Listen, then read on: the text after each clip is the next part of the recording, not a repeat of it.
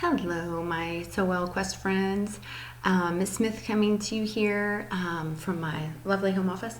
I hope you guys are doing really well. I wanted to give you a new video on working on your Google site for your research project. So what I'm going to talk to you about today is how you can either add pages to your site or you can add different categories that just scroll down your whole homepage. So you can either have a website that's one page, one single page with all the different categories all the way down on that page, or you can have links that you click on that take you to another page with new information, okay? Because remember, we've got a lot of information within our project. We've got, the flag and money and the capital and the weather and just all these different pieces of information that we want to add in. So I'm going to show you how to do both ways, and you can choose what way you are comfortable with and what way works for you the best, okay? So the first way I'm going to show you is how to add another page, a link that's going to click off of this home page. Okay, so over here on the right hand side where it says pages, you would click on pages, and you're kind of going to see on this side like a table of contents essentially. Right now you see home because this is the home page. This page that I have right here is the home page. Now if I want to add a new one, I go all the way down here to the bottom to this plus sign, and you'll see it says new page. So I click on new page, and it's going to ask me to name that page, to give that page a title. So let's say that I want to go ahead and talk about the language, the official language of my country. I would just say language, okay? And maybe even common phrases or words. So common phrases, because I'll cover both. And then I say done. And then automatically over here, you will see right here, okay, it pops up on my table of contents. And you should have seen also right here that it went ahead and popped up this new page, and it's got the same heading, okay? Now, obviously this heading is too big for this text box, so I'm gonna click on that box, and I'm gonna make the box bigger, equally on both sides, until maybe all of that gets on one. That may not, that may be too much. It looks like it is. So what I may need to do is come in here and say and common phrases. So that's fine. Now, I probably need to change the image back behind this because there's so much white on that flag that I can't really read the words. So I could click here and say change image. I want to see if I hit select, and you can kind of play around like this as well. I want to see if I play around. Maybe I just want to do kind of a reddish background, but not too busy. I mean, this is kind of reddish, but that's too busy. This one up here might be just right. So I'm going to click on that one, and I'm going to select. Oh, see, so now I can see that much better. I can see the words much more clearly. Okay. Ooh, and so see how it got dark, but I don't want it to be dark. If you see these little stars right down here, you can click on those stars and it'll pull that bright color back up. Okay.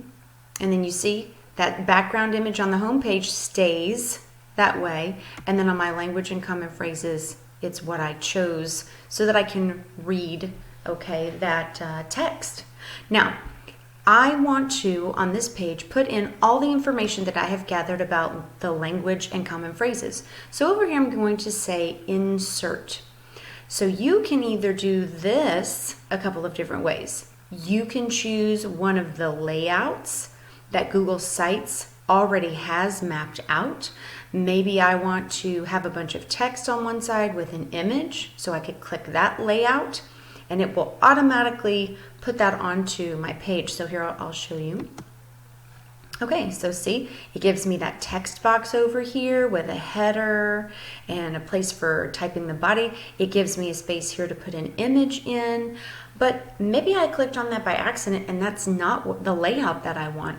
All I have to do is click on this whole box here, oops, on this layout, and over here on the left, do you see this trash can and it says delete section? Yeah, because I messed up and I clicked too quickly and that's not the layout that I want. So all I have to do is come over here and click this little trash can and it takes it right away. So don't be afraid to click on some things because you can always get rid of them very easily, okay? And remember that Google Sites is constantly saving in your drive, so you don't even have to worry about making sure that your updates are saved because it's constantly saving for you. So let's say that I just want to put words. I don't need an image. I would come over here to the right and I would click on text box. Ooh, and it's already given me a great text box. So I can start typing in the official language of England, which is my country, is English. And then I can actually explain that even though English is spoken in the United States and England, the language is actually used in different ways in both countries. Okay, now I can say, for example, okay, and now I can dig into my research. So let me show you what I mean. I found some word differences between the United States and the United Kingdom. That's what I was looking for, some differences. So I did a search here and I was really careful. I started looking at the titles, but I also started looking at the websites, boardpanda.com. That doesn't sound very trustworthy to me or very scientific. I actually scrolled down here and I noticed the date for one thing on this one, March 25th, 2020. That's very current. And I also noticed the website that it came from, Babbel.com. I just happen to know that Babbel is a software company that teaches people foreign languages. So I thought, oh, that's a good credible source. So I clicked here on this link. And remember, you guys have already done some research, so you may not have to do this part. I haven't done research yet, so this is my research process. But you can dig through your notes that you have and type in from your notes. So I kind of noticed I could watch this video if I wanted. Accent, why does America follow football, soccer? What I really want to know is how the countries use the words in different ways. So here is where I found that vocabulary. American English versus British English.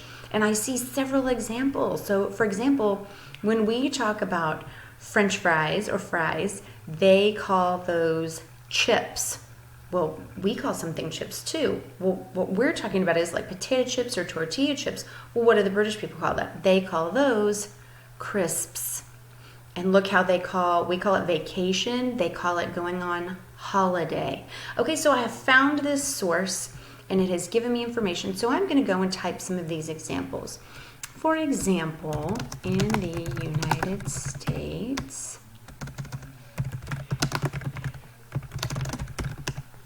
the phrase French fries is used for fried potato slices.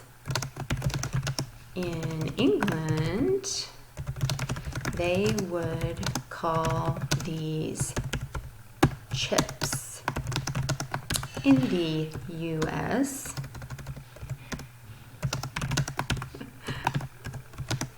chips would mean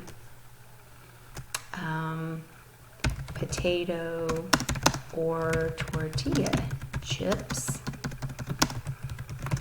In England, they call these crisps. Okay, so there's basically my information that I'm going to use for this page. So you'll notice that up here at the top, it created a new tab when I created a new page. So there's so much information, we may not want to end up with a whole bunch of tabs. It'll only go to about right here, and then it'll create a drop-down menu for all your other pages, but that's going to be a lot of pages. I think, for me personally, I think what I want to do on my page is I just want to create sections off of my home page here. So let me show you very quickly how to do that instead of making a new page. I'm going to come down here and I'm going to keep scrolling down, and I'm going to add a divider right here, this little tab. And watch my screen when I click divider.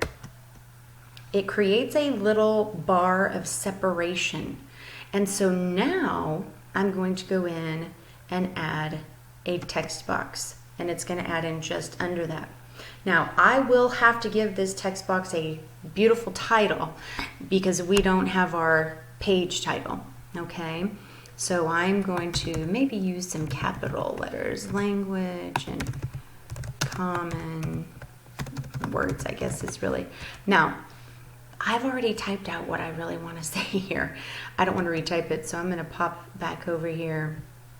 I'm going to go to the other page, and I'm just going to borrow this typing to show you how this would look. Copy.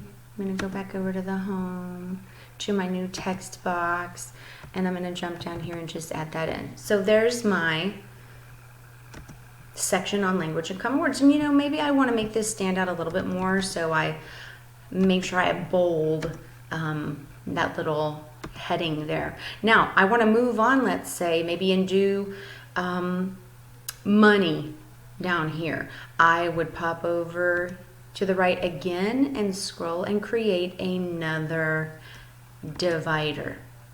Okay, and so you'll see basically what's going to happen is it's going to create one long page because I'm just going to keep adding and adding and adding to this, but you're going to see the different categories by using the dividers and by using some little headings for each of your sections.